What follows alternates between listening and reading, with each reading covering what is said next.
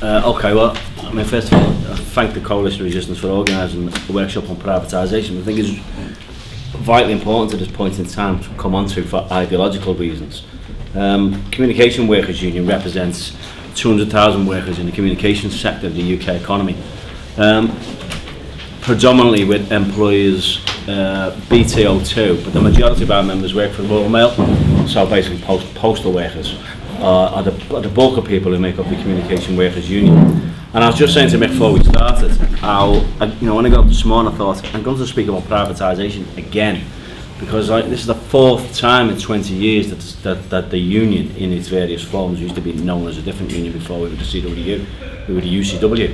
Yeah? So the union is different forms, it's had to fight privatisation. We fought it in 1994 when Michael Heseltine put a bill before Parliament that he withdrew following an intensive campaign by ourselves inside and outside of Parliament.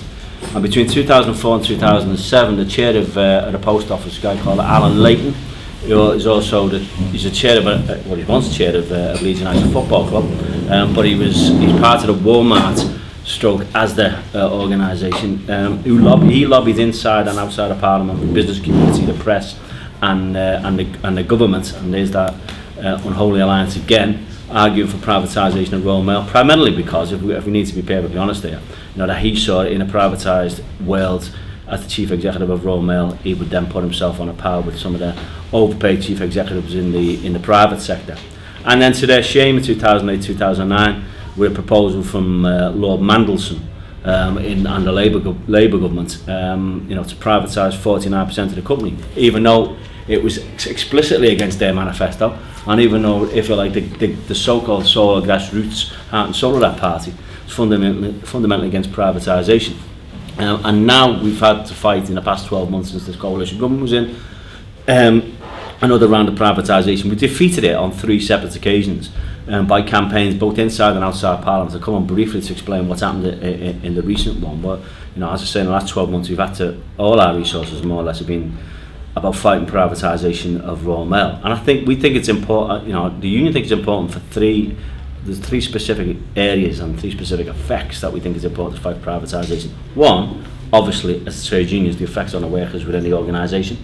2, which I think Mick's we're going to talk about anyway, is the wider economic effects. And 3, actually, is because it challenges what is up to now rapidly becoming the dominant ideology in this country, in Europe, seeping through from America and trying to be rolled out around the world, that private is good and public is bad, and that's, if you like, what underpins the move to try and privatise the post office. What we've been doing for the past 12 months, understanding that the government, as it's formed as a majority in Parliament, we've run public campaigns, and we say public campaigns, we've had demonstrations.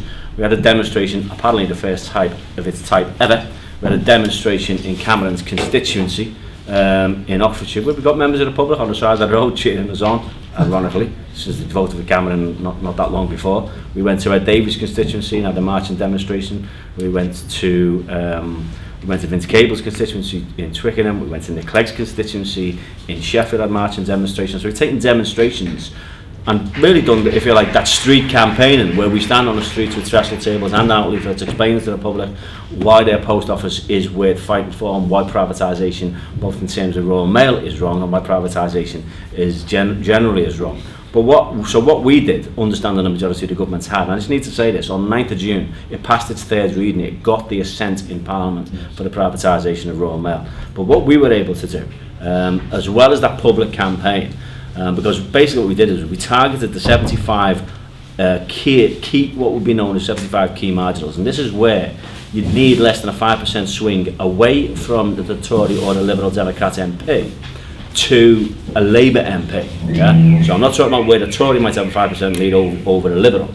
We're talking about the Tory and Liberal had a 5% lead, and the alternative would be Labour. To go to them, specifically went to them MPs, we set up a room in House of Commons and sought out the MPs and said to them, anytime there's a poll, even in the right-wing press, anytime there's a poll about the privatisation of Royal Mail, it is deeply unpopular with the British public. Right? All the evidence does that, and we've got polling up on our website about all the returns that come back. And we said to them, understand, a coming election, if you vote for this in its current form, which is wholesale privatisation then it's likely to weaken your chances of being re-elected. So it's straightforward and blackmail type of approach, yeah.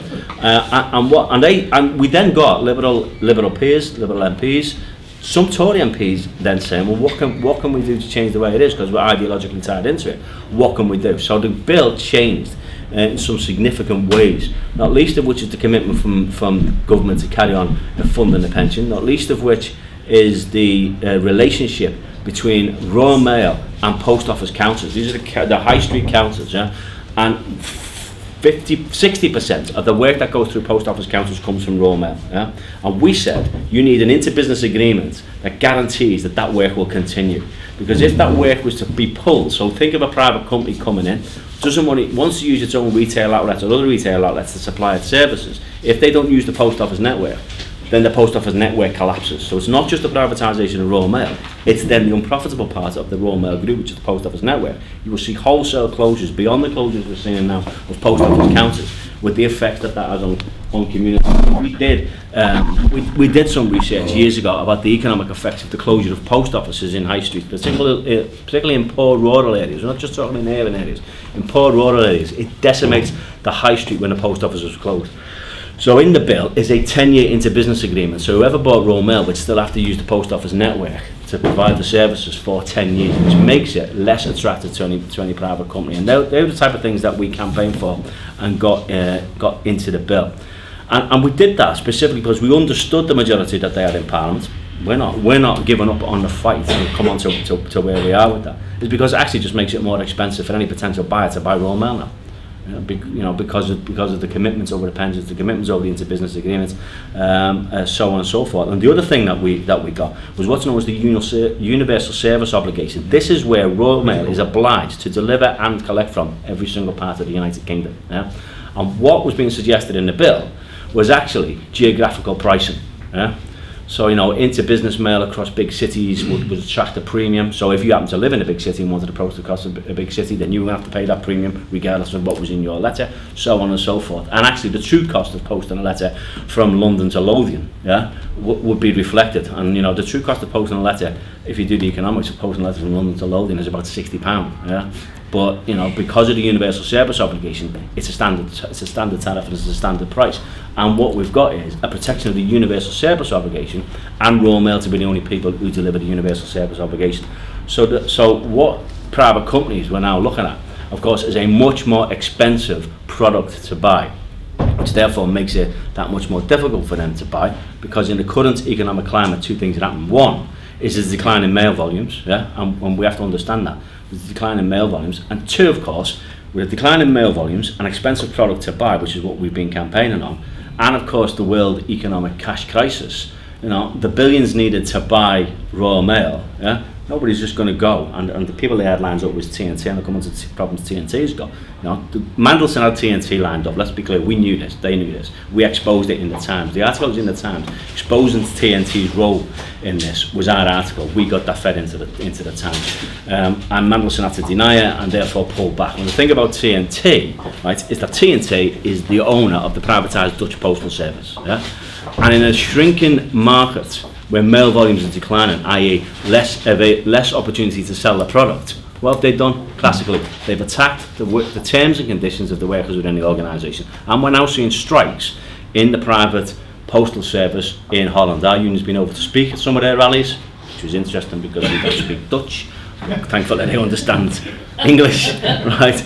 We've been able to speak at their rallies because we understand that that's the fate that awaits British workers in a decline in mail volume if Royal Mail is privatised. Is there will be a concerted attack on terms and conditions. And this union has had a national strike in 2007, national strike in 2009. I was talking to Mick before. We've got over 3,500 workplaces, and at any one time, in any week, there are some CWU members taking on official industrial action. There are a number of spontaneous walkouts around the country, which don't get reported. It's the big national strikes that make the press. But there's always someone having a go at Royal Mail, if you like. So you've got a declining product, you've got a cash flow crisis, you've got a more expensive product to buy, and you've got a highly organised workforce whose traditions in the past few years have been not being afraid to take industrial action when they want to. So the whole collection of that, in terms of the way we campaign against privatisation, is in principle and publicly being out in the streets and opposing it.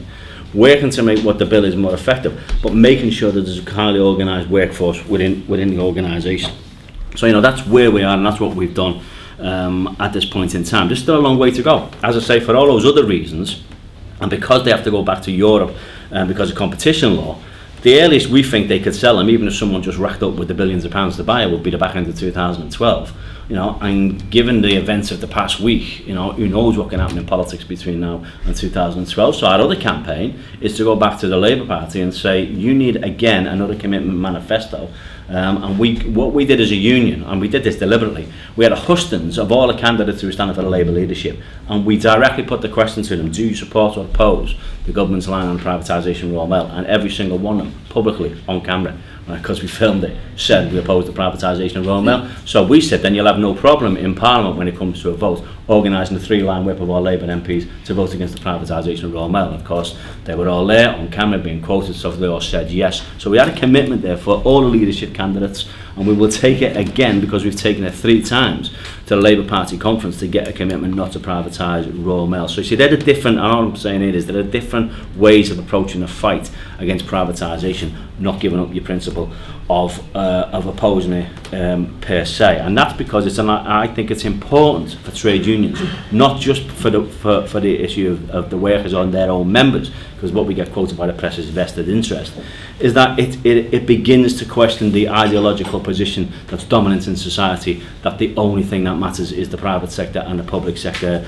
doesn't. Because I believe what we're seeing is the deconstruction of society. It was mentioned this morning about the post-war agreement. There's a systematic deconstruction of society, and the notion that the only people who can deliver any service at all are the private sector, the communication worker union fundamentally disagrees with, and will use the Royal Mail privatisation to fight that principle.